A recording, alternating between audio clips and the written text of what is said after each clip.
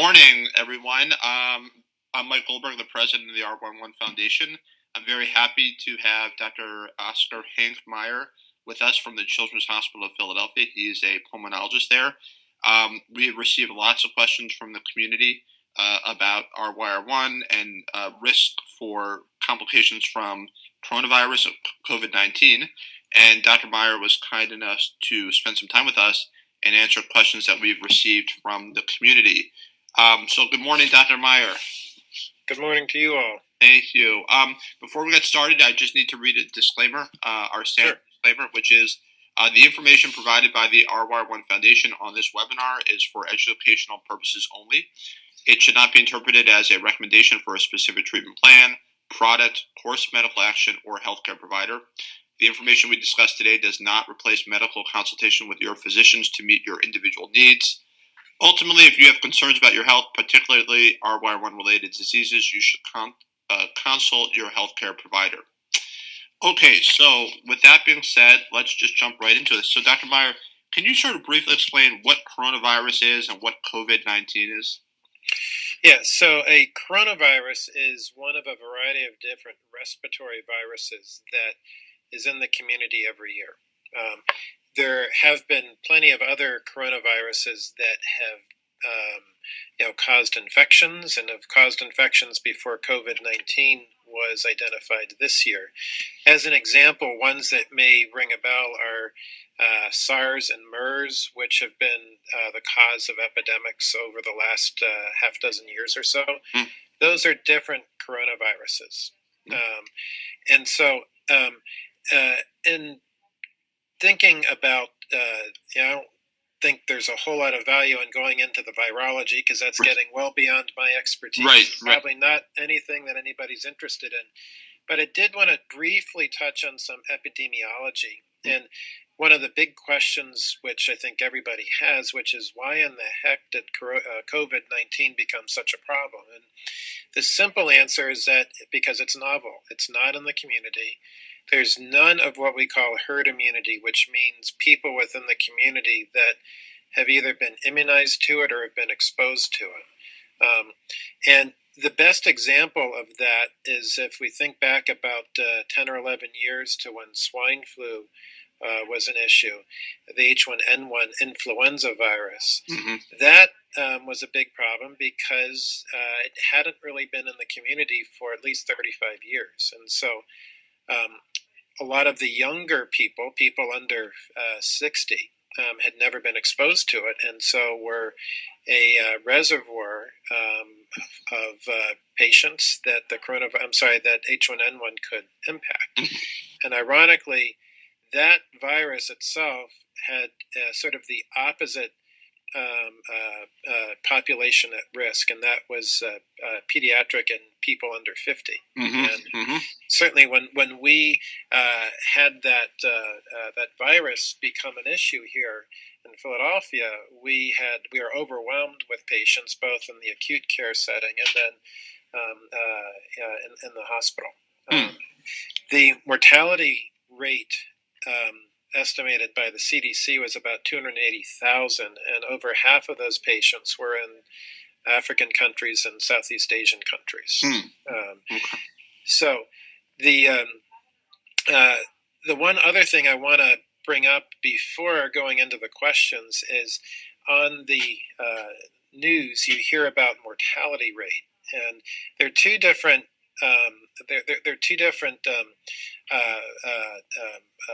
pieces of data that are reported. One is mortality rate, which is the number of deaths within the susceptible community.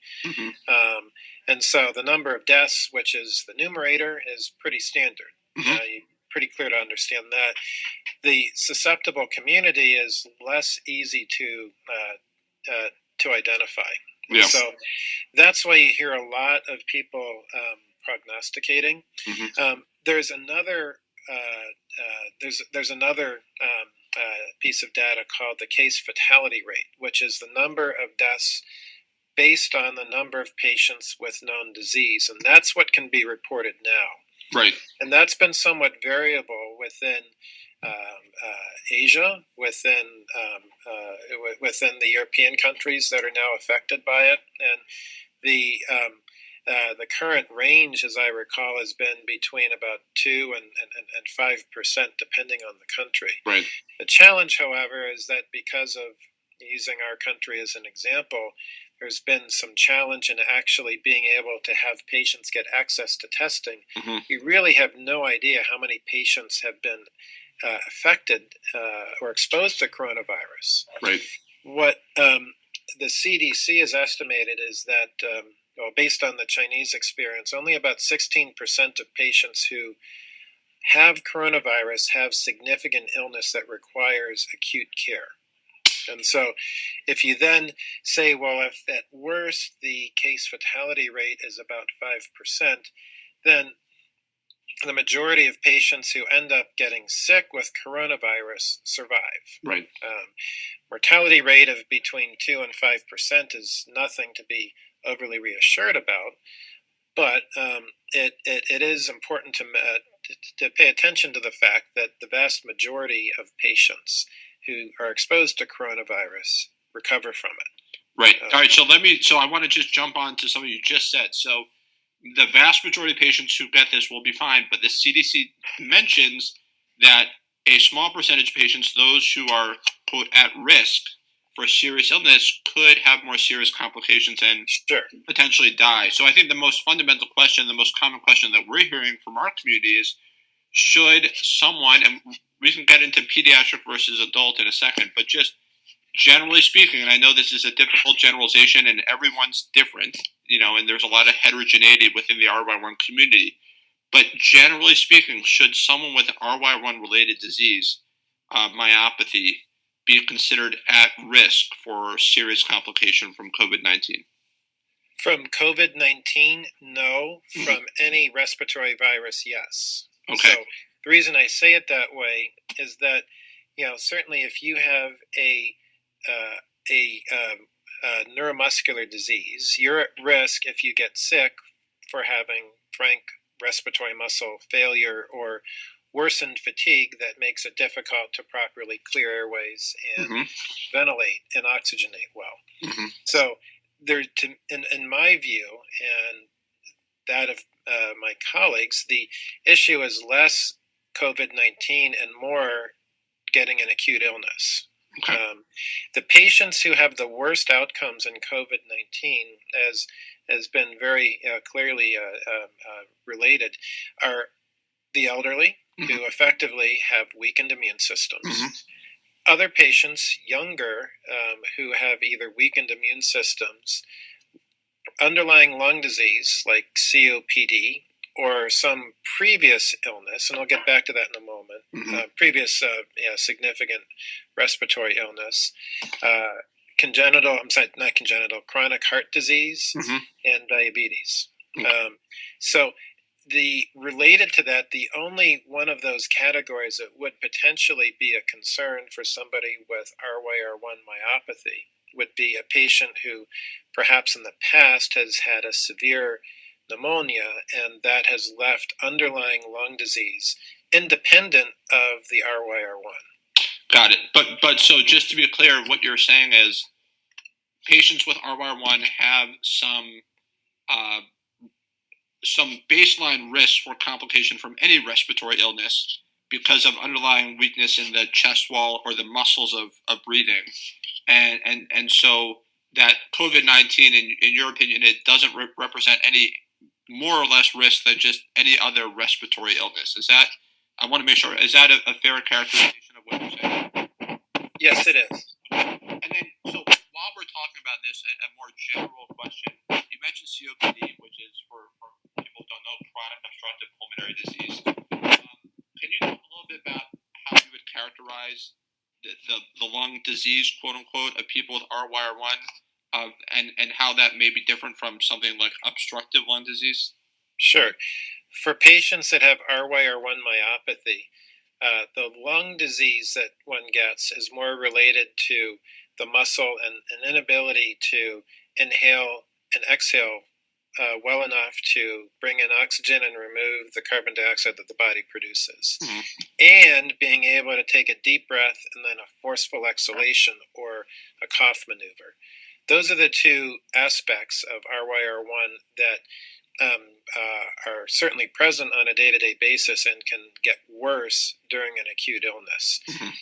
There's no parenchymal or lung tissue disease that I'm aware of in RYR1 myopathy. Right. So the lung itself, and just to make sure everyone, you mentioned parenchymal, which is probably a word that most people don't know, but the lungs themselves, generally speaking, I'm sure there's some rare cases from other related lung disease, or unrelated lung disease rather, but RYR1 myopathy does not create problems with the lung tissue. The lungs themselves are normal, but the muscles that help the lungs inflate and deflate are weakened, and so I think that's an important point.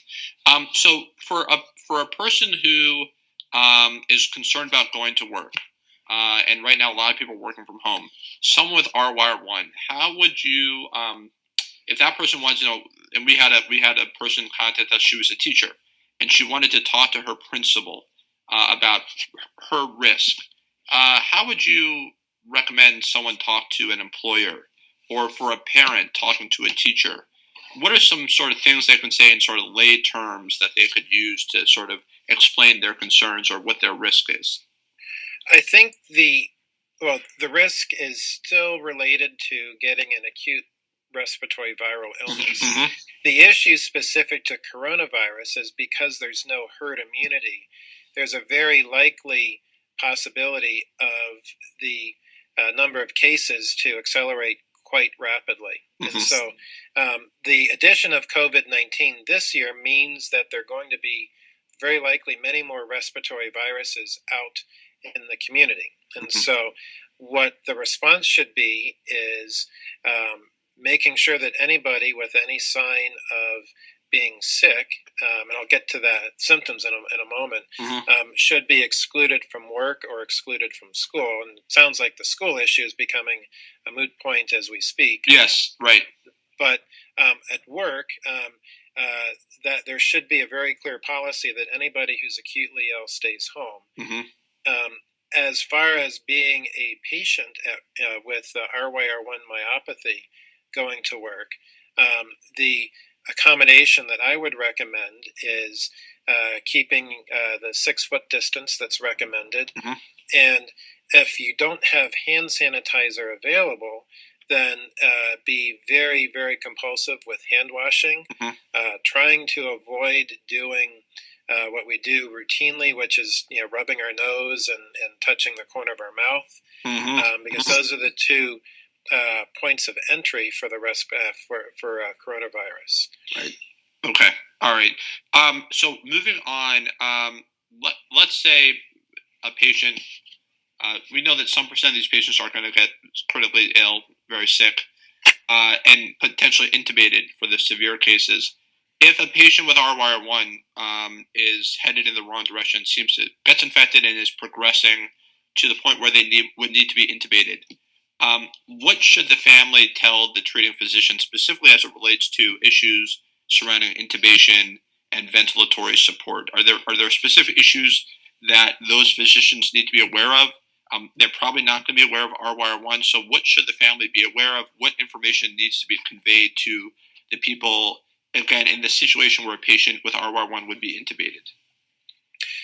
The most important thing, even prior to intubation, needs to be aggressive airway clearance with the cough assist.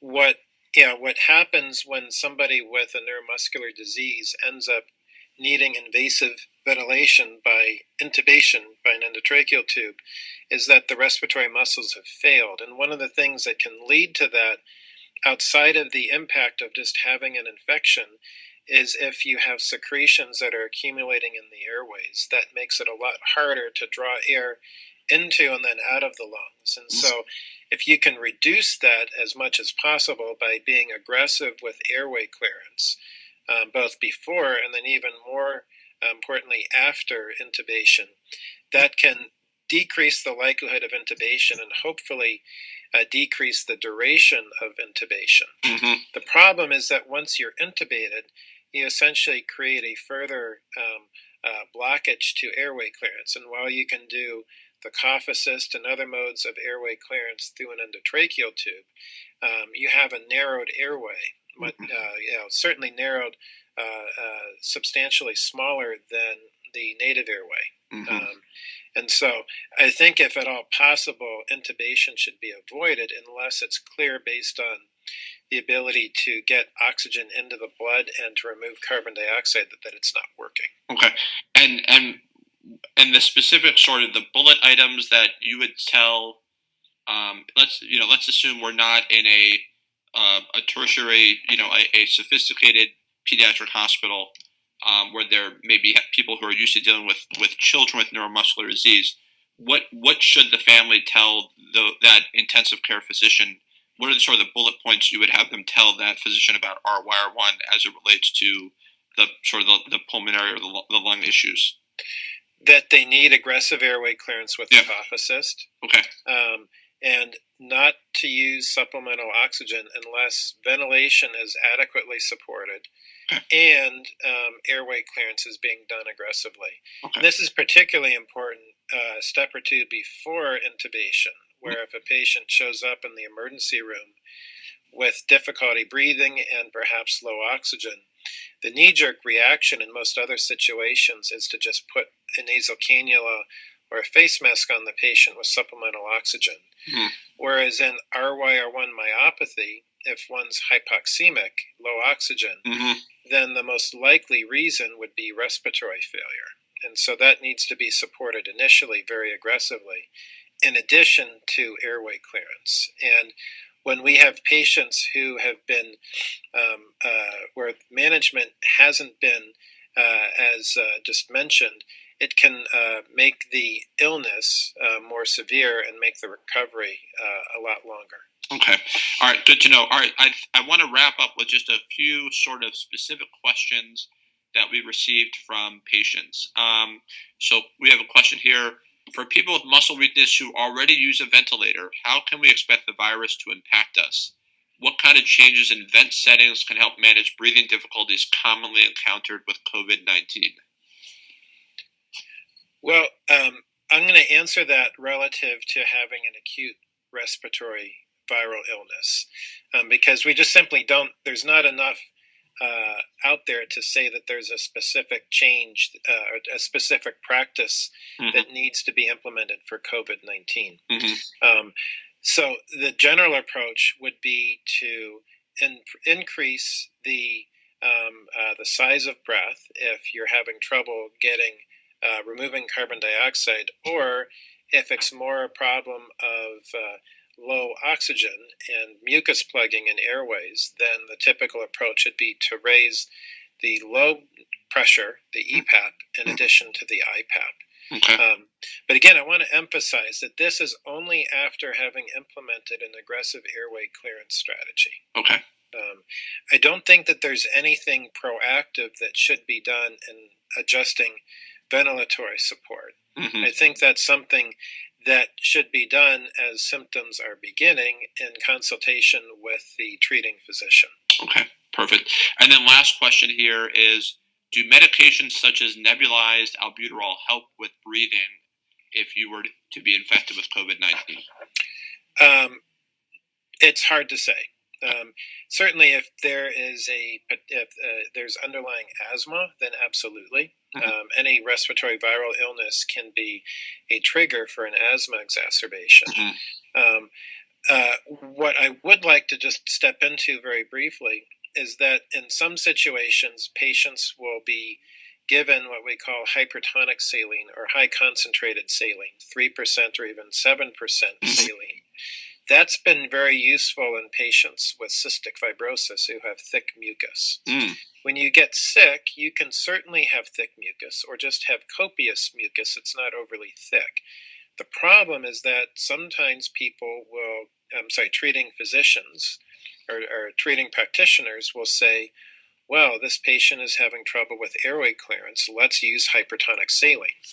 The problem is that it hydrates any and all mucus, whether it's thick, thin, or normal. And so sometimes we run into a problem where there might be a period of time at the peak of the acute illness where the patient has thick mucus, and using hypertonic saline is completely appropriate and very, very useful. But once the clinical status changes and the patient's mucus becomes less thick and more easy to clear, then there's absolutely no need for hypertonic saline. And I bring that up because we're often slow to stop the hypertonic saline, and what one can get into is a situation where you have an increased oxygen need because of increased mucus production. It's not actually from the infection, but from the hypertonic saline hydrating the mucus that's present in the airway. Okay. So limited use for hypertonic saline is the key message. Okay. All right. And albuterol may or may not have benefit. There's nothing wrong with trying it. Okay. One last question I just saw. I think it's a very good question, and I suspect the answer may not be known. But the question is: children seem to be less severely affected by COVID-19. Yes. Do you think this is applicable to children with RYR1 myopathy? I do. I don't think anybody really knows why this is the case. As I mentioned earlier, the H1N1 virus seemed to be much more prevalent in pediatrics than in older patients. That was more related to immunity, and that older people had been exposed to it. Right. The only explanation I can come up with, and this is purely my own explanation, is that younger patients, outside of infancy, of course, have more robust immune responses than older patients. And that's the only explanation I can really bring out here. Okay. I can tell you that at my hospital here at Children's Hospital of Philadelphia, we have not yet had a case of coronavirus. And we have testing in-house, and my colleague that was on service in the hospital over the last week has said that there have been 200 tests, and none of them have been positive. Oh, that's amazing. Okay. I don't want to suggest that that will continue to be the case. Right. But thankfully, patients who are under 15 have been highly underrepresented in the cases that have been identified. Yep. Okay. Well, great. Well, I think that's all we have time for. This has been extremely helpful. Any other issues you think are worth mentioning, Dr. Meyer? Yeah, I guess just I would mention that in terms of sort of self-isolation and sort of interacting with the community, the least you can, the better. Yep. And this is more, in my view, of a public health issue than a personal health issue, right? Unless you fall into one of the high-risk categories. It's awful inconvenient, but it has broader benefit to those that are at high risk of contracting coronavirus. Absolutely. All right. Well, thank you very much, Dr. Meyer. This has been incredibly helpful, and we will continue to post information on our website. I made reference to the CDC guidelines, and we will post those guidelines on our website along with this webinar. So thank you very much, and appreciate all your help to the RYR1 community. You're quite welcome. All right. Thank you.